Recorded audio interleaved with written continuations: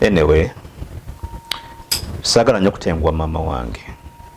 Era buli kimu nga bwe yakiŋŋambye, bwe yakinsabye kigenda kubeera bwe njagala tugende mpola mpola. Kubanga nze ng'omuntu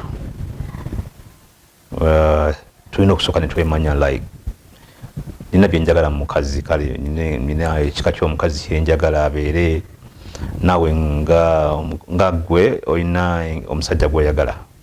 So nandiyagadde okumanya oyagala musajja atya, oyagala musajja akuyisa atya, oyagala musajja afaanana atya, oyagala musajja akola atya. Okusooka nga tetunnabagenda mu maaso, oyagala musajja afaanana atya oba kala ng'akola atya. Nze njagala omusajja nga ggwe. Siina nti oba nina kika kya musajja oba nti ki, naye ggwe nga ggwe omuntu omala byonna byonna by'olina bimmala. Oyagala kale oba oli awo oba tonaba kutandika kunjagala bulungi nawe tunaatandika okubeera babiri ojja kutuuka ekiseera ontegeere kuba nze nakutegeera. Kakati ndowooza